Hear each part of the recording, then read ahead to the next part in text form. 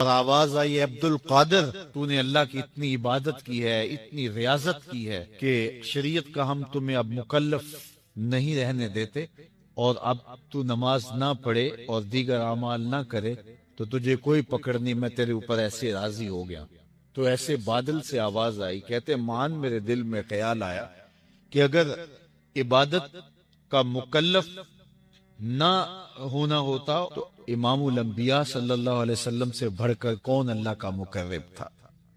حتی تتورم قدماہ، حضور جب نماز پڑھتے اور اس قدر لمبا قیام کرتے حضور کے مبارک پاؤں سوج جاتے، لیکن ان کو تو کہا گیا وَعْبُدْ رَبَّكَ حَتَّى يَأْتِيَكَ الْيَقِينُ، انہیں تو کہا گیا کہ آخری سانس تک اللہ کی عبادت کرنی ہے۔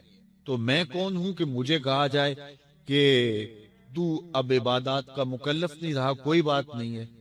تو کہتے ہیں میں لا حول ولا قوت الا باللہ پڑھا تو وہ جو مجھے نور نظر آ رہا تھا وہ سیاہی میں بدل گیا۔ تو وہ ابلیس تھا جو اس رنگ میں مجھے بھٹکانا چاہتا تھا، کہا عبد القادر اس مرتبے پہ پہنچے ہوئے کتنے لوگوں کو میں نے گمراہ کر دیا، تیرے علم نے تجھے بچا لیا۔ تو میں نے کہا ظالم، میرے علم نے مجھے نہیں بچایا، میرے اللہ کے فضل نے بچایا۔ حضرت شیخ سعدی شیرازی فرماتے ہیں کہ ایک بندہ مطاف میں کنکروں کے اوپر پیشانی رکھ کے زاروں کے تار ہو رہا ہے اور کیا کہتے ہیں، نہ مجھے معاف کر دے، یہ تو قیامت کے دن اندھا اٹھانا، میں تیرا کیا تیرے بندوں کا سامنا بھی نہیں کر سکتا۔ اتنے درد سے روتا ہے کہ لوگ اپنی دعائیں چھوڑ کے اس کے لیے دعا کرتے۔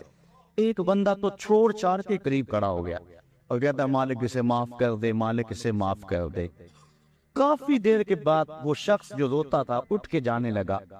اس کو تجسس تھا کہ میں دیکھوں تو صحیح یہ کون ہے اور اس کو تسلی بھی دو کہ اللہ بڑا کریم ہے، تجھے معاف کر دے گا۔ جب اس نے جھک کے جھانک کر دیکھنا چاہا تو چیخیں نکل گئی۔ یہ ساروں کے تار ہونے والا وقت کا غوث شیخ عبد القادر جیلانی۔ حضرت ملا علی قاری لکھتے ہیں کہ حضور غوث اعظم جب مجلس واعظ کرنے بیٹھتے تو 70,000 کا اجتماع آپ کے مجمع میں ہوتا، اور عمومی طور پہ اللہ کی رحمتوں کے حوالے سے بات کرتے، اور جس دن آپ اللہ کے قہر، غضب اور جلال کی بات کرتے کئی کئی جنازے اٹھتے۔ یہ آپ کی گفتگو کے اندر عصر کا رنگ اور شیرینی تھی۔ حضرت غوث اعظم شیخ عبد القادر جیلانی علیہ رحمہ و رضوان، آپ سفر پہ جاتے ہیں تو ڈاکو پڑتے ہیں، سب کی تلاشی ہوتی ہے۔ آپ چونکہ کم عمر تھے تو سرسری سی تلاشی لے کے آگے آپ کو بھیجنے لگتا ہے ڈاکو۔ تو ساتھی پوچھتا ہے تمہارے پاس کچھ نہیں؟ کہا نہیں، میرے پاس 40 درہم ہے۔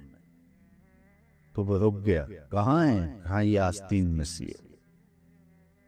تلاشی لی تو واقعی 40 درہم تھے، اپنے سردار کے پاس لے کے جاتا۔ یہ بڑا عجیب سا بچہ ہے، لوگ ڈاکو سے مال چھپاتے ہیں اور اس نے مجھے بتایا ہے۔ تو وہ بھی حیرت زدہ ہو کے پوچھتا ہے یہ کیا کہانی ہے؟ لوگ تو ڈاکوؤں سے مال چھپاتے ہیں اور تمہاری تلاشی ہو گئی تھی، تمہیں آگے بھیجتے بھیجتے اس نے پوچھ لیا تمہارے پاس بھی کچھ ہے؟ تو تم نے بتا دیا 40 درہم میں، تم خاموش رہتے یا کہتے نہیں میرے پاس کچھ نہیں ہے؟ کہا میری ماں نے رخصت ہوتے ہوئے میری آستین میں یہ 40 درہم سیے تھے اور ساتھ وصیت کی تھی بیٹا زندگی میں کبھی جھوٹ نہیں بولنا۔ میں ماں کی عہد پہ کھڑا ہوں، ماں نے مجھ سے عہد لیا تھا، اس عہد پہ کھڑا ہوں۔ اللہ اکبر۔ اب وہ ڈاکوؤں کا سردار سجدے میں سر رکھ دیتا ہے، مالک یہ بچہ ہو کہ اپنی ماں کی عہد پہ کھڑا ہے اور میں تیرے عہد پہ کھڑا نہیں ہو رہا۔ حضرت غوث اعظم کے ہاتھ پہ سب سے پہلے توبہ کرنے والے یہ ڈاکو لوگ۔ جب آپ سچ بولتے ہیں تو اللہ اس سچ کی برکت سے نور دلوں میں پیدا کرتا ہے۔ اور آپ جانتے ہیں کہ آپ کے والد گرامی اللہ اکبر حضرت عبداللہ صومعی، وہ ایک بہت بڑا نام ہے، نہر کنارے وضو کر رہے تھے اور وضو کرتے کرتے پانی میں بہتا ہوا ایک سیب آیا، اس کو اٹھا کر کے بھوک کی شدت تھی، کھا لیا۔ کھا چکے تو یاد آیا یہ تو میرا تھا ہی نہیں، یہ تو مال لقطہ تھا، تو میں نے اس کو کھا لیا۔ کیوں کھایا؟ مجھے کس نے حق دیا تھا کہ وہ مال لقطہ لے لوں اور اس کو اپنے پیٹ کا لقوہ بناؤ؟ خیر، جس سمت سے پانی آ رہا تھا اسی سمت پہ چل پڑے۔ بہت دور جا کے دیکھا کہ ایک باغ ہے سیبوں کا جس کی شاخیں لٹک رہی ہیں پانی میں۔ سمجھ گئے کہ یہاں سے ٹوٹا ہوگا، گرا ہوگا، تو باغ کے مالک کے پاس گئے، آپ سے ملنا ہے پوچھ۔ اس نے بڑا اعزاز دیا، کہا جی بتائیے۔ اس نے کہا کہ بتائیے کس کام آئے ہو؟ اس نے کہا وہ آیا ہے، اس کو کچھ چاہیے ہوگا۔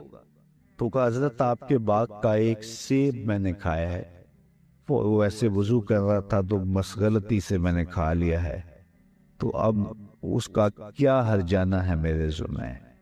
اس نے اسے دیکھا کہ یہ کوئی معمولی بات ہے جو کر رہے ہیں۔ اس نے کہا، اس کے تیور بدل کے، پہلے تو مہمان نوازیاں تھی، کہا نہیں ایسے نہیں معافی ملے گی۔ کہا کیسے معافی ملے گی؟ کہا 12 سال میرے باغ کی گوڈی کرنی پڑے گی۔ ایک سیب کے بدلے 12 سال؟ لیکن وہ بھی کوئی صاحب نظر تھے اور وہ بھی اس دوران ان کی تربیت کرنا چاہتے تھے اور انہیں دیکھنا چاہتے تھے، تو کہا کہ 12 سال تمہیں میرے باغ کی گوڈی کرنی پڑے گی۔ تو تیار ہو گئے کہ ٹھیک ہے، وہ میرا گناہ تو دھل جائے گا، تم معاف تو کر دو گے۔ آج غوث پاک کی 11ویں پکانے والے دیکھیں وہ کس مال سے پکا رہے ہیں۔ یہ میں غوث اعظم کے والد کی کہانی سنا رہا ہوں۔ اللہ اکبر، 12 سال گوڈی کر رہے ہیں، 12 سال۔ 12 سال کے بعد ایک دن باغ کے مالک نے کہا کوئی سیب توڑ کے لاؤ، تو وہ سیب توڑ کے لے گئے تو وہ ابھی کچا ہی تھا، وہ اس طرح کا پختہ نہیں تھا جس طرح کے توڑ کے پیش کیا جاتا ہے۔ تو کہا 12 سال ہو گئے میرے باغ میں کام کرتے ہوئے، تمہیں ابھی تک یہ نہیں پتا چلا کہ اچھا سیب کون سا ہوتا ہے؟ کہا ایک سیب کی سزا کاٹ رہا ہوں، مجھ سے قسم لے لو 12 سالوں میں نظر اٹھا کے سیب کی طرف دیکھا بھی ہو۔ میرا کام جڑوں میں گوڈی کرنا وہی کرتا، میں اوپر کبھی 12 سال میں نہیں دیکھا۔ اللہ اکبر، تو فوراً سینے سے لگا لیا، کہا تمہارا گناہ معاف ہو جائے گا، اب ایک شرط رہ گئی ہے۔ تو کہا حضرت بتائیے۔ کہا میری ایک بیٹی ہے جو آنکھوں سے دیکھتی نہیں، کانوں سے سنتی نہیں، زبان سے بولتی نہیں اور پاؤں سے چل نہیں سکتی، تو اس سے تمہیں نکاح کرنا پڑے گا۔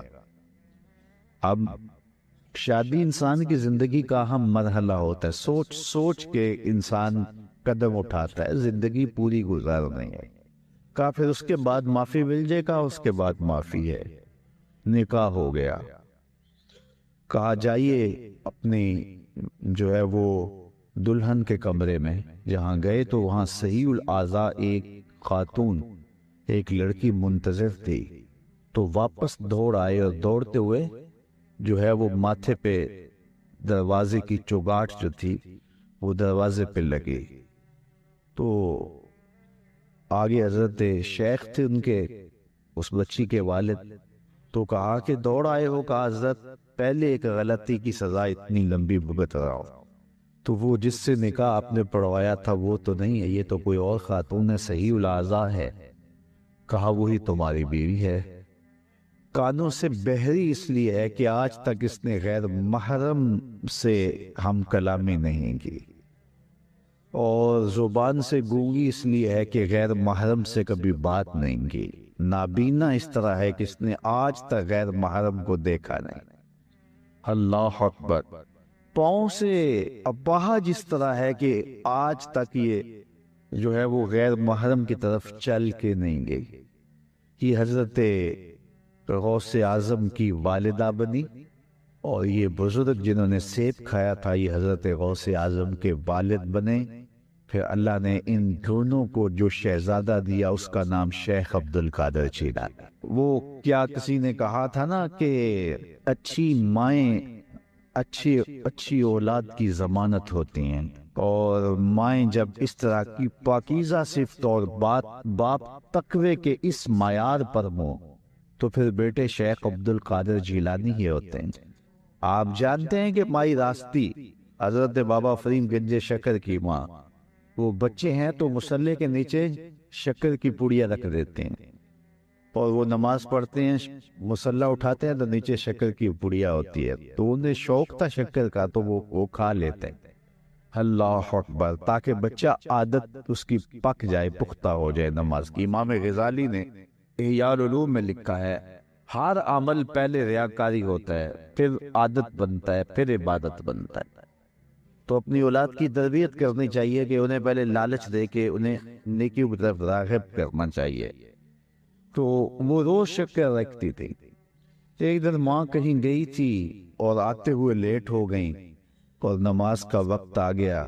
ماں کا دل ڈول رہا ہے کہ آج بیٹے نے مصلی اٹھایا تو آج چونکہ میں نے شکر کی پوڑی رکھی نہیں تو بیٹے کا بھرم ٹوٹ جائے گا۔ دل ہی دل میں دعا کرنے لگی، مالک تو قادر بھی ہے، قدیر بھی ہے۔ آج میری محبت کی، آج میری اس ادا کی اور میری اس حکمت عملی کی جس کے ذریعے بچے کو نمازی بناتی ہوں، لاج رکھ لے۔ خیر واپس پلٹی، بیٹا نماز پڑھ چکا تھا تو ماں نے جلدی سے کہا کہ بیٹا فرید نماز پڑھ لی؟ کہا امی نماز پڑھی، لیکن ماں کا دل ڈولنے لگا کہ لیکن کے بعد کیا کہنے والا ہے۔ کہا لیکن آج جو پوری شکر کی ملی نا اس کا چاسی کوئی اور تھا، اس کا مزہ ہی کوئی اور تھا۔ تو ماں نے بیٹے کو گلے سے لگایا، کہا بیٹا پہلے پڑیا میں رکھتی تھی، اب تیرے رب نے رکھی ہے۔ اللہ اکبر!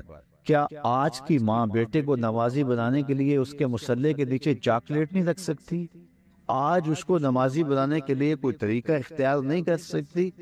آج اگر ماں اپنی اولاد کی تربیت کے لیے کوئی اس دور کی مطابقت میں اچھا فیصلہ کرے اور اس کو دین کی طرف راغب کرے تو آج کا بیٹا بھی بایزید بستامی کا جانشین بن سکتا ہے۔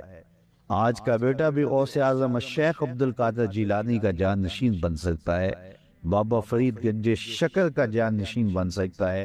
قطب الدین بختیار کاکی علیہ رحمہ جب حفظ کرنے جاتے ہیں تو استاد پہلا پڑھا سپارے سے آغاز کرتے ہیں، سارا پارہ سنا دیتے ہیں، دوسرا تیسرا حتیٰ کہ 14 پارے سنا دیتے ہیں۔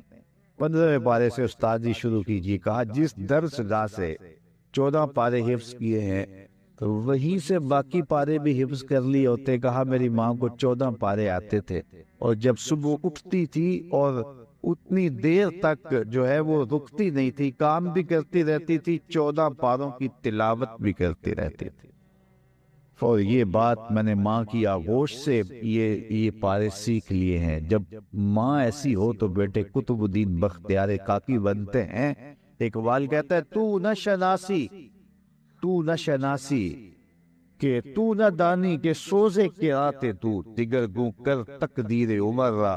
اے میری بہن تو نہیں جانتی، اگر تو بہن ہو کے قرآن پڑھے تو عمر کی تقدیر بدلتی ہے، اور اگر تو ماں ہو کے قرآن پڑھے تو بیٹا نیزے کی نوک پہ قرآن سناتا ہے۔ تو ماؤں کو خاص طور پہ اپنی اولاد کی تربیت کے اندر کوشاں ہو جانا چاہیے۔ یہی حضرت غوث اعظم رضی اللہ تعالیٰ عنہ کی تعلیمات ہمیں بتاتی۔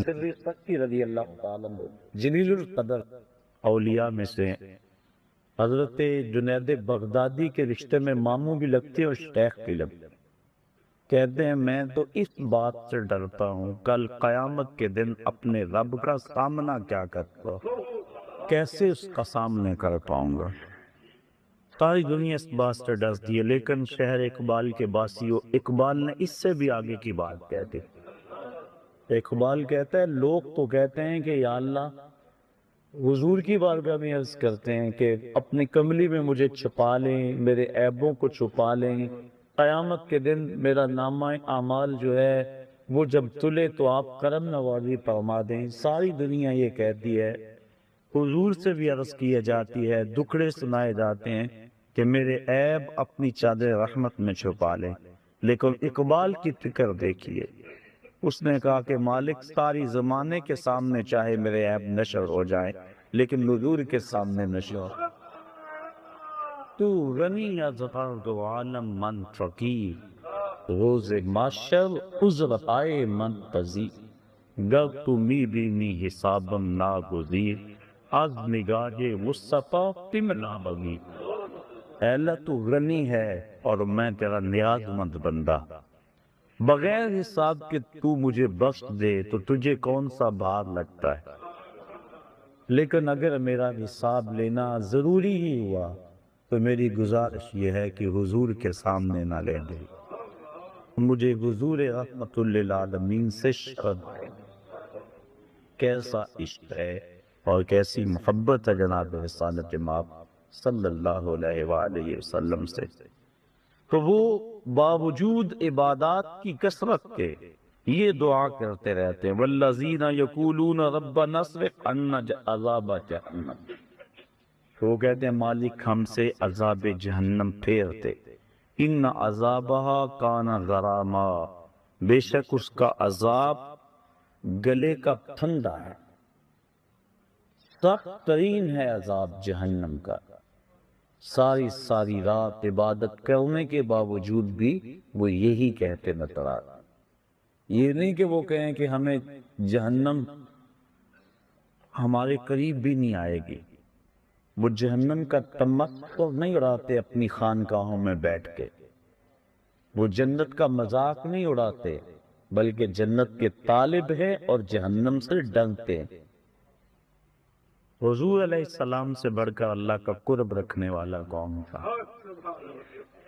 لیکن حضور بھی جہنم سے پناہ مانگتے رہے۔ اللہ اکبر۔ تو وہ اہل اللہ کی نشانیاں بیان کی فرمائی جا رہی ہیں، والذین یقولون ربنا اصرف عنا عذاب جہنم، عرض کرتے ہیں اللہ ہم سے عذاب جہنم پھیر دے، ان عذابہا کان غراما، بے شک جہنم کا عذاب جو ہے وہ گلے کا پھندا ہے، گلے کی پھانس ہے، انہا ساعت مستقرا و مقاما، بے شک وہ بہت ہی بری ٹھہرنے کی جگہ، بہت ہی بری۔ حضرت مجدد الفسانی رحمت اللہ تعالی علیہ فرماتی مکتوبات پڑھنا فرماتے ہیں جنت اللہ کی رضا کا مظہر ہے اور جہنم اللہ کے قہر و غضب کا مظہر ہے۔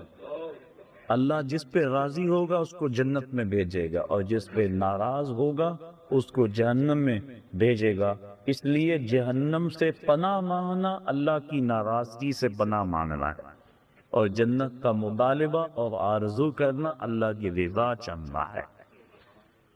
تو وہ کہتے ہیں اللہ ہمیں جہنم کے عذاب سے بچا لے، یہ بہت ہی بری پلٹ کے جانے کی جگہ ہے۔ والذین اذا انفقوا لم یسرفوا ولم یقتروا وکان بین ذلک قواما، اور وہ جب خرچ کرتے ہیں تو حد سے نہیں بڑھتے، فضول خرچی نہیں کرتے، ولم یقتروا اور نہ ہی وہ تنگی کرتے ہیں، جہاں ضرورت ہوتی ہے وہاں بات دباتے بھی نہیں، وہاں کھل کے خرچ کرتے ہیں، اور جہاں وکان بین ذالک قواما، اور یہ دونوں کے درمیان اعتدال کے راستے پر ہے، یعنی بے تحاشا خرچ بھی نہیں کرتے اور بخل بھی نہیں کرتے، اتنا خرچ کرنا کہ کنگال ہو جاؤ اور بعد میں قرض چڑھ جائیں۔ جو اہل اللہ ہیں ان کی علامت یہ ہوتی ہے کہ وہ اپنی چادر کو دیکھ کر پاؤں ملا ہے، چادر سے زیادہ پاؤں نہیں پھیلاتے، اور حضور نے فرمایا کہ تم خرچ میں میانہ روی اختیار کر لو، کبھی فقیر نہیں ہو۔ اللہ اکبر۔ تو فرمایا والذین اذا انفقوا لم یسرفوا ولم یقتروا، جب وہ خرچ کرتے ہیں تو حد سے نہیں بڑھتے، ولم یقتروا اور نہ ہی تنگی کرتے ہیں، وکان بین ذالک قواما اور وہ اس کے درمیان اعتدال کی راہوں پہ رہتے ہیں۔ والذین لا یدعون مع اللہ الہا آخر، اور وہ اللہ کے علاوہ کسی دوسرے کو معبود نہیں بناتے، کسی کو نہیں پوچھتے، ان کی پرستش اللہ کی حضور ہوتی ہے، اللہ کے علاوہ وہ کسی کی پوجا نہیں کرتے، بلکہ میرے شاہ نقشبند بخاری رحمت اللہ تعالی علیہ فرماتے ہیں متکبر سے تکبر کرنا صدقہ، جب کوئی چھاتی تانے اکڑ اکڑ کے آ رہا ہو اس کو جھک کے سلام نہ کرو، یہ تو اس کے تکبر کو بڑھانے والی بات ہے۔ اس لیے وہ زمین پہ اکڑ اکڑ کے چل رہا ہے تو فرمایا اس متکبر سے پہلو تہی کرنا، اکڑنے والے کے ساتھ تکبر کرنا صدقہ کہلاتا ہے، یعنی اللہ کے علاوہ ان کے سینے میں کسی اور کا خوف اور ڈر موجود نہیں ہے۔ وہ جو نماز میں کہتے ہیں نا وَنَخْلَعُ وَنَتْرُكُ مَن يَفْجُرُ، وہ صرف نماز میں نہیں کہتے، ان کا عملی نمونہ بھی ہوتے۔ اللہ کے علاوہ کسی کے حضور سر نہیں جھکاتے، جائے جتنا مرضی بڑا فرعون کیوں نہ ہو، وہ کسی کے سامنے سر نہیں جھکاتے۔ وَلَا يَقْتُلُونَ النَّفْسَ الَّتِي حَرَّمَ اللَّهُ إِلَّا بِالْحَقِّ، اور جس جان کو اللہ تعالیٰ نے حرام کیا اس کو قتل نہیں کرتے، قاتل نہیں ہوتے۔ وہ تو بڑے نرم دل ہو گئے ہیں، وہ تو شاخ سے پھول بھی توڑے تو ان کا دل دکھتا ہے، کوئی بھی توڑے وہ تو اس قدر حساس ہوتے ہیں، قتل کے حادثے سے کم تو نہیں، شاخ سے گل کا جدا ہونا۔ وہ تو اس بات کا بھی احساس رکھتے، وہ تو کسی کو تکلیف بھی نہیں دیتے، کسی کا حق غصب نہیں کرتے، یہ جائے کہ کسی کو قتل کر دے۔ وَلَا يَقْتُلُونَ النَّفْسَ الَّتِي حَرَّمَ اللَّهُ إِلَّا بِالْحَقِّ، مگر حق کے ساتھ۔ حق کے ساتھ کیا ہے؟ شادی شدہ زانی کی قتل کیا جائے، قتل کے بدلے میں قتل کیا جائے، یا جو ارتداد کی راہ اختیار کرے باغی ہو اس کو قتل کیا جائے، اس کے علاوہ وہ کسی کو قتل نہیں کرتے۔ وَلَا يَزْنُونَ، اور وہ زنا نہیں کرتے، نہ ان کی نظر زنا کرتی ہے، نہ ان کی سوچیں زنا کرتی ہیں، نہ ان کے خیال زنا کرتے ہیں، اور نہ ان کے اعضائے بدنیاں زنا کرتے ہیں۔ وہ پاکیزہ ہوتے ہیں، تبھی تو اللہ کا قرب پاتی۔ اللہ کا قرب وہی پائے گا جو من کا ستھرا ہوگا، اور جس کے من پہ ایسے داغ اور گند لگے ہوں گے وہ اللہ کا قرب کیسے پائے گا؟ اس لیے ان کی نشانی بیان فرما دی، وَلَا يَزْنُونَ، اور وہ زنا نہیں کرتے، اس فعل کبھی میں مرتکب نہیں ہوتے۔ اور حدیث میں آتا ہے جب زانی زنا کرتا ہے تو اس سے ایمان نکل جاتا، بدترین فعل ہے، اور قرآن مجید نے اس کو کھلی بے حیائی کہا۔ تو جو اہل اللہ ہیں وہ اس فعل کبھی کے اندر کبھی بھی مبتلا نہیں ہوتے، اور صرف زنائے معروفہ ہی نہیں بلکہ ان کی نظر بھی بچتی۔ حضرت امام محمد بن حسن الشیبانی امام اعظم ابو حنیفہ کے پاس پڑھنے کے لیے آئے۔ ابھی عمر چھوٹی تھی اور چہرے پہ داڑھی کا سبزہ نہیں اگا تھا، اور اس عمر کا بچہ اگر خوبصورت ہو تو وہ عورت کی جگہ پہ ہوتا ہے، بلکہ اس کے ساتھ بہت سارے فتنے وابستہ ہوتے۔ تو امام صاحب نے فرمایا کہ تم ضرور میرے پاس چڑھو، لیکن میرے سامنے نہیں بیٹھنا، اس ستون کی اوٹ میں بیٹھو تاکہ تمہارا چہرہ مجھے نظر نہ آئے۔ اسی لیے امام اعظم ابو حنیفہ اور امام محمد کو طرفین کہتے ہیں کہ طرف میں بیٹھتے تھے۔ وہ پڑھتے رہے، 2-4 سال گزر گئے۔ ایک دن رات کا موقع تھا، چراغ جل رہا تھا، اور امام محمد کا سایہ امام اعظم کے آگے پڑا۔ سائے پہ نظر پڑی تو سائے میں داڑھی کے بال نظر آئے۔ کہا بیٹا محمد تمہیں داڑھی آ گئی ہے؟ حضور سال ہو گیا ہے۔ کہا اب میرے سامنے بیٹھا۔ یہ تھے وہ لوگ تقوی کے پہاڑ، چونکہ جو ذلت العلماء ہے یا اہل اللہ کا جو پھسلنا ہے پوری قوم کو تباہ کرنے کے مترادف ہے۔ امام صاحب پانی بھرنے گئے نا تو ایک لڑکی پانی کا گڑا سر پہ اٹھایا اور نیچے پھسلن تھی، وہ کہا بیٹا ذرا سنبھل کے، اس نے وہیں گڑا رکھ دیا۔ کہا اگر میں پھسلوں گی تو کیا ہوگا؟ یہ گڑا ٹوٹ جائے گا نا، بازار سے 2 آنے کا اور لے آؤں، لیکن اگر آپ پھسل گئے تو پوری قوم برباد ہو سکے۔ اعلی حضرت امام اہل محبت امام اشرف احمد رضا فاضل بریلوی رحمت اللہ تعالی علیہ فرماتے ہیں تدقائے علماء، اپنی حفاظت کرنا۔ اگر تم نے مکروہ تنزیہیہ کا ارتکاب کیا لوگ تحریمیہ کرنے لگ جائیں گے، اگر تم نے مکروہ تحریمیہ کا ارتکاب کیا لوگ حرام میں پڑ جائیں گے، اور تم نے اگر حرام کا ارتکاب کیا لوگ کفر میں مبتلا ہو جائیں گے۔ اور پھر فرمایا اگر تم نے سنت غیر موقدہ کو چھوڑا لوگ موقدہ چھوڑ دیں گے، تم نے سنن موقدہ کو چھوڑا لوگ واجبات کو چھوڑ دیں گے، تم نے واجبات کو چھوڑا لوگ فرائض کو چھوڑ دیں گے۔ اس لیے بندہ جس قدر اونچے منصب کا ہو اس قدر اس کے تقاضے ہوتے ہیں۔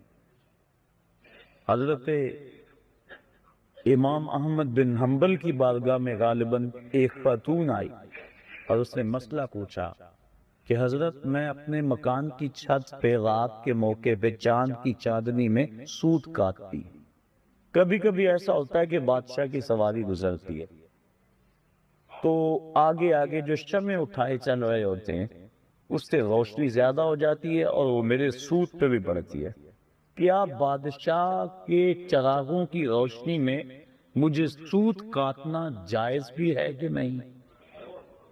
حضرت امام صاحب فرمانے لگے خاتون پہلے اپنا تعارف کرواؤ، تم کون ہو؟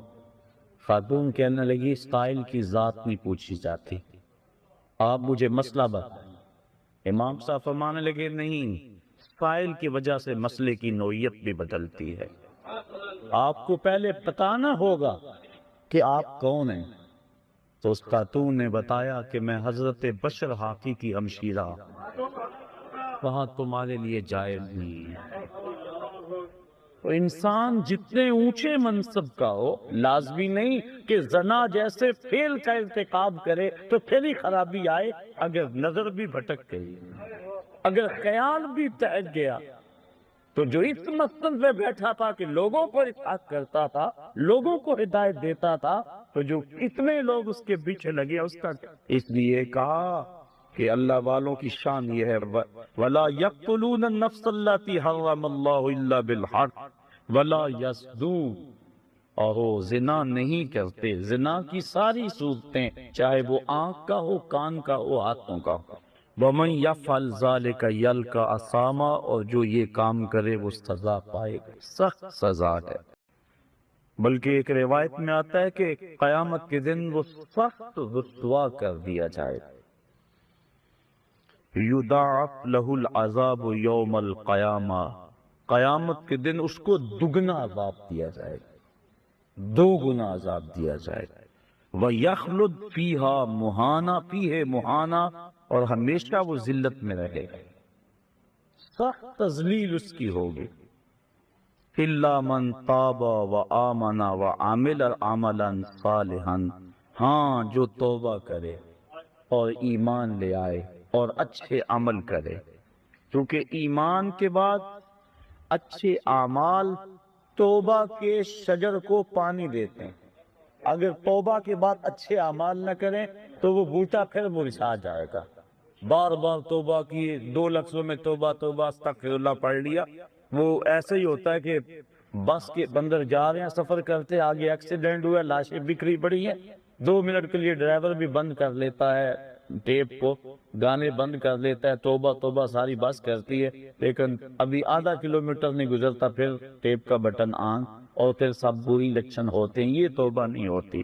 حقیقت التوبہ الندم، توبہ کی حقیقت یہ ہے کہ شرمندگی کرو، دوبارہ عزم کر لے کہ یہ گناہ دوبارہ نہیں کروں گا، یہ توبہ تو تمسخر ہے، توبہ کی پھر توبہ کی پھر توبہ کر کے توڑ دی، میری اس توبہ پہ توبہ، توبہ توبہ کر اٹھی۔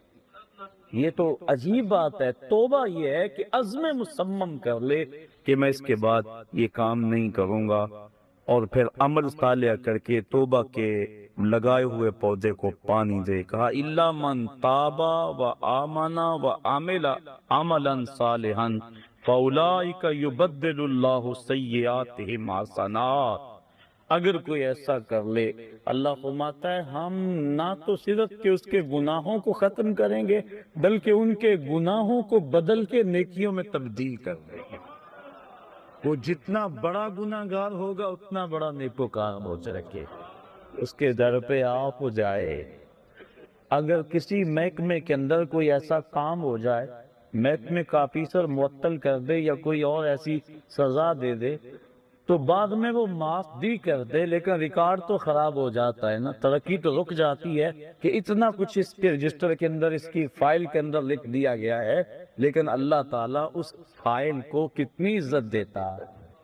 یہ نہیں ہوتا کہ اب اس کی ترقیاں رک جائیں، توبہ کر کے تو دیکھے، سچی توبہ کر کے تو دیکھے، بلکہ جتنا بڑا گناہ گار ہوگا اتنا بڑا نیکوکار بن جائے۔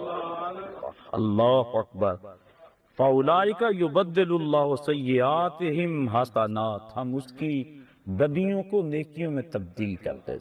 حضرت عمر فاروق رضی اللہ تعالیٰ عنہ آ رہے تھے، ایک آدمی نے ہاتھ میں شراب کی بوتل پکڑی تھی، دیکھا کہ اچانک گلی کے موڑ سے حضرت عمر فاروق آئے، وہ ڈر گیا، جلدی سے بغل میں چھپا لے اور سچی توبہ کر لی، مالک آج عمر کے قہر سے بچا لے، آج کے بعد میں شراب نہیں پیوں گا۔ اب حضرت عمر فاروق نے اس کو بوتل چھپاتے ہوئے دیکھ لیا تھا، جب قریب آئے ٹرا لہرایا، کہا کیا ہے تیرے پاس؟ کہنے لگا حضور سرکہ ہے۔ کہا نکالو، جب نکالا دیکھا تو واقعی سرکہ۔ اگر کوئی سچی توبہ کرے تو اللہ گناہوں کو بدل کے نیکیوں میں تبدیل کر دے۔ یہ دکھا دیا کہ جو شراب کو سرکے میں بدل سکتا ہے وہ گناہوں کو نیکیوں میں نہیں بدل سکتا۔ اس کے در پہ آ کے تو دیکھو، جھولی پھیلا کے تو دیکھو۔ اللہ اکبر۔ حدیث میں آتا ہے قیامت کے دن ایک شخص کو نامہ اعمال پڑھنے کا کہا جائے گا، وہ نامہ اعمال پڑھے گا اور جو بڑے بڑے گناہ ہوں گے ان کو وہ چھوڑ دے گا، سر سے نظر کرے گا، شرم کی وجہ سے، شرمندگی کی وجہ سے ان کو نہیں پڑھے گا اور چھوٹے چھوٹے گناہ پڑھتا چلا جائے گا۔ جب وہ نامہ اعمال مکمل کر لے گا تو اللہ تعالیٰ فرمائے گا میرے بندے میں نے اپنے فضل سے تیرے گناہوں کو بدل کے نیکیوں میں تبدیل کر دیا۔ اس پہ تو توقع اور تھی لیکن کام اور بن گیا۔ اب وہ کہتا یا اللہ ابھی تو میرے بڑے بڑے گناہ رہتے ہیں۔ صدانک النبی صلی اللہ علیہ وسلم حتی بدت نواجدہ، حضور اس حدیث کو بیان کرتے کرتے اتنے مشترائے کہ حضور کی داڑھیں لوگوں کو نظر آنے لگے کہ پہلے بڑے بڑے گناہ چھپاتا جاتا ہے، ان کو پڑھتا نہیں ہے، اور جب اللہ نے کہا میرے بندے میں نے بدل دیے، نیکیوں میں تبدیل کر دیے، وہ کہتا ہے اللہ ابھی تو بڑے بڑے رہتے ہیں میرے گناہ جو میں نے ابھی پڑھے۔ اللہ بس اس کے حضور کوئی آ کے تو دیکھے، جھولی پھیلا کے تو دیکھے، وہ یہ نہیں دیکھتا اس نے گناہ کتنے کیے۔ فرشتوں کہتا ہے فرشتوں گواہ ہو جاؤ، میرا بندہ آ کر میرے در پہ ہی آیا ہے، اور کوئی در ہوتا تو جاتا وا۔ ایک شخص مسجد نبوی کے کونے میں دعا مانگ رہا تھا اور نقص سے آتے اللہم انی اسألک بانک انت اللہ لا الہ الا انت، مالک میں تجھ سے اس لیے مانگتا ہوں کہ تو میرا اللہ ہے، تیرے علاوہ میرا ہے بھی تو کوئی نہیں ہے کہ جس کی چوکھٹ پہ جاؤں۔ حضور نے سنا، کہا وہ جو کونے میں بیٹھ کے دعا مانگ رہا ہے اس کو بشارت دے آؤ کہ تمہاری دعا اللہ نے قبول کر کہ جب بندہ اس کے حضور آتا ہے فرمایا اگر کوئی آئے ہم گناہوں کو بدل کے نیکیوں میں تبدیل کر دیتے ہیں۔ وَقَانَ اللَّهُ غَفُورًا رَحِيمًا، اللہ بخشنے والا اور مہربان، بخشش اس نے مانگی اور اپنی طرف سے اضافی رحمت اس کے اوپر ڈالی اور اس کے گناہوں کو بدل کے نیکیوں میں تبدیل کر دیا۔ وَمَن تَابَ وَعَمِلَ صَالِحًا، اور جس نے توبہ کی اور نیک اعمال کیے، فَإِنَّهُ يَتُوبُ إِلَى اللَّهِ مَتَابًا، بے شک وہ اللہ کی طرف رجوع لایا جیسا کہ رجوع لانے کا حق تھا۔ وَالَّذِينَ لَا يَشْهَدُونَ الزُّورَ، اللہ والوں کی ایک اور پیشانی بیان فرمائی کہ یہ وہ لوگ ہیں جو جھوٹی گواہی نہیں دیتے، جھوٹ نہیں بولتے، ان کی زبان پہ سچ ہوتا ہے۔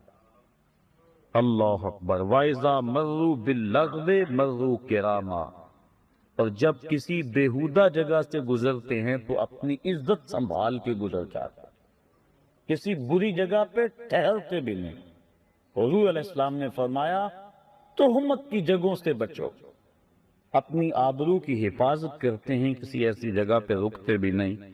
والذین اذا ذکروا بآیات ربہم لم یخروا علیہا صما وعمیانا، وہ لوگ جب ان اپنے مالک کی طرف سے آیتیں یاد دلائی جاتی ہیں، نشانیاں یاد دلائی جاتی ہیں، اللہ اکبر، لم یخروا علیہا صما وعمیانا، تو ان پر بہرے اور اندھے ہو کر نہیں گرتے، بلکہ اللہ کی ان نشانیوں کو دیکھتے ہیں، اس میں جو عبرت کے پہلو ہے ان کو اپناتے ہیں، اللہ کی ایک نشانی پر غور کرتے ہیں، اور پھر وہ دنیا کو ترک بھی نہیں کرتے۔ کیا کہتے ہیں؟ والذین یقولون ربنا ھب لنا من ازواجنا وذریاتنا قرۃ اعین واجعلنا للمتقین اماما، اور عرض کرتے ہیں اللہ کی بارگاہ میں، اے اللہ ہماری بیویوں کی طرف سے اور ہماری اولاد کی طرف سے ہماری آنکھوں کی ٹھنڈک عطا کر، یعنی ہماری بیویاں بھی ایسی ہوں کہ جو تیری متی ہوں اور ہماری متی، اور اولاد بھی ایسی ہو جو فرما بردار ہو، اور ہمیں آنکھوں کی ٹھنڈک ان کی طرف سے نصیب ہو جائے۔ آنکھوں کی ٹھنڈک سے مراد کہ خوشی نصیب ہو۔ علماء نے بیان فرمایا ہے کہ جب غم میں آنسو نکلتے ہیں تو وہ گرم ہوتے ہیں، اور جب خوشی سے آنسو کو خوشخبری سن کے نکلے تو وہ ٹھنڈے ہوتے ہیں۔ اس لیے یہ کہنا قرۃ اعین کا لفظ عرب میں جو رواج ہے، تو اس کا مطلب یہ ہے کہ تجھے خوشیاں ملیں، تجھے غم نہ پہنچے، تو وہ یہ دعا کرتے ہیں، اللہ اولاد کی طرف سے ہمیں ٹھنڈک کی پہنچے، اولاد کی طرف سے غم نہ ملے، وجعلنا للمتقین اماما، اور ہمیں پرہیزگاروں کا پیشوا بنانا، امام بنانا، نہ صرف کہ ہمیں پرہیزگار بنانا بلکہ ہمیں پرہیزگاروں کا بھی امام بناتے، جو دعا کرتے ہیں۔ اولئک یجزون الغرفۃ بما صبروا ویلقون فیہا تحیۃ وسلاما، کہا ان کو جنت کا سب سے اونچا بالا خانہ انعام ملے گا، بدلہ ان کے صبر کا، دنیا پہ صبر کیا، دکھوں پہ، مصیبتوں پہ، عبادات پہ صبر کیا، وَيُلَقَّوْنَ فِيهَا تَحِيَّةً وَالسَّلَامًا، اور وہاں ان کو سلامیاں دی جائیں گی، ان کے پیشوائی ہوگی۔ جب جنت میں داخل ہوں گے تو فرشتے ان کو سلام کریں گے کہ تم نے دنیا کے اندر اللہ جل شانہ کی رضا کے لیے اپنی زندگی گزاری، آج ہمارا سلوٹ اور ہمارا سلام قبول کر۔ تو قرآن مجید میں یہ ان لوگوں کی نشانیاں بیان کی جو اللہ والے ہیں۔ اب دیکھیں ہم کس طرح کا ذہن بنائے کرتے ہیں، اللہ والا کون ہوتا ہے؟ اب اللہ تعالیٰ نے قرآن مجید کے اندر جو ہے وہ اللہ والوں کی نشانیاں بیان ہے، ان کی چال بھی وقار والی ہوتی ہے، ان کا لباس بھی وقار والا ہوتا ہے، ان کا اٹھنا بھی، بیٹھنا بھی، گزرنا بھی، چلنا بھی، اور ان کی دعائیں اور التجائیں اللہ کے حضور دیکھ لیں۔ آقا کریم سے بھی صحابہ نے پوچھا کہ حضور جن اولیاء کا آپ تذکرہ کرتے ہیں تو ان کی نشانیاں کیا ہیں؟ ایک نشانی یہ بیان فرمائے گی سورہ فرقان میں، تو حضور سے بھی سوال کیا گیا، ابن مردویہ میں بیان کیا، حکیم ترمذی نے بیان کیا، امام غازی نے بیان کیا۔ حضور علیہ السلام سے پوچھا گیا کہ حضور ہم اہل اللہ کو اگر تلاش کرنا جائیں تو ان کی نشانی کیا ہے؟ فرمایا اذا رؤوا ذکر اللہ، اللہ والوں کی نشانی یہ ہے جب ان کے پاس بیٹھو، انہیں دیکھو، تمہیں خدا یاد، ان کو دیکھ کر خدا کی یاد آ جائے، یعنی دین کی طرف تمہاری رغبت پیدا ہونے لگے اور برائیوں سے تمہیں نفرت ہونے لگے۔ جس شخص کی صحبت میں تمہیں دنیا سے دوری اور آخرت کی قربت اور اللہ رسول کا پیار نصیب ہونے لگے، سمجھ لو اس کا سینہ ولایت کے نور سے منور تھا۔ تو حضرت غوث اعظم سیدنا شیخ عبد القادر جیلانی رحمۃ اللہ تعالی علیہ کے حوالے سے جو مجھے تاکید بھی کی، آپ نے اہل اللہ کی بالخصوص جو مستد مشیخیت کے اوپر بیٹھے ان کی 12 نشانیاں بیان کی۔ آپ فرماتے ہیں کوئی اس وقت تک قابل نہیں ہوتا اس بات کے کہ وہ لوگوں کو رشد و ہدایت کرے اور لوگوں کو اپنے اپنے زیر تربیت رکھے جب تک وہ 12 خوبیوں کا حامل نہ ہو۔ وہ کون کون سی 12 خوبی؟ فرمایا 2 خوبیاں اس میں اللہ تعالی والی ہیں، ایک اللہ کی صفت ستار کا مظہر ہو، ایک صفت غفار کا مظہر ہو، یعنی پردہ پوش ہو۔ چغل خور اللہ کا ولی نہیں ہوتا۔ دیکھو مرید نے تو سارے دکھڑے بیان کرنے ہوتے ہیں، گھر کی بات بھی کہنی ہے، بیوی کی بات بھی کہنی ہے، بچوں کی بات بھی کہنی ہے، سارے دکھڑے اس کے سامنے رکھنے ہیں، پر اگر اس کا سینہ اتنا بڑا نہیں ہے، کشادہ نہیں ہے، وہ دوسرے کو بتاتا پھرے گا ایک سے سن کر تو پھر اس سے کہنے کا فائدہ کیا؟ بلکہ دانشمند تو لوگ کہتے ہیں جس کو راز کی بات بتا کر یہ کہنا پڑے جناب اسے راز رکھنا، تو اس کو راز کی بات بتانی نہیں چاہیے، اسے خود پتا ہونا چاہیے یہ بات راز والی ہے کہ نہیں ہے۔ تو یہ طریقت کا رکن ہے کہ پردہ پوشی کی جائے۔ بلکہ آپ دیکھتے ہیں طریقت میں ایک بہت بڑا نام ہے حضرت حاتم اصم کا۔ اصم کہتے ہیں جو کانوں سے بہرا ہو۔ حضرت حاتم رحمت اللہ تعالی علیہ کانوں سے بہرے نہیں تھے، لیکن انہیں پھر بھی بہرا کہا جاتا کیوں؟ تو اس کی وجہ یہ کہتے ہیں کہ حضرت حاتم کی مجلس میں ایک خاتون آئی، اس نے اپنا کوئی دکھڑا کہنا تھا، کوئی حاجت کہنی تھی۔ دوران گفتگو اس کی ری خارج ہوگی، ہوا خارج ہو گئی، اس کو بڑی شرمندگی ہوئی کہ اتنے بڑے بزرگ اور میری ہوا خارج ہوئی، تو وہ شرم میں ڈوبی جا رہی تھی۔ حضرت حاتم اس کی خفت مٹانے کے لیے یوں کان پہ ہاتھ رکھ کے کہتے ہیں ذرا اونچی بولو، اس کو طاق کر یوں دیا کہ میں بہرا اور میں نے وہ نہیں سنا جس کا تجھے شرمندگی ہو۔ پھر جب تک زندہ رہے بہرے بنے رہے کہ اس عورت کو جب بھی پتا چلے گا اسے شرمندگی ہو۔ یہ تھا پٹر، یہ تھی درویشی، اور یہ تھے اللہ وان کے اللہ۔ آج کے چغلیاں کرتے پھرتے ہیں، ہر مسند ارشاد پہ بڑھ رہا ہے۔ اللہ کی صفت ستار کا مظہر ہو۔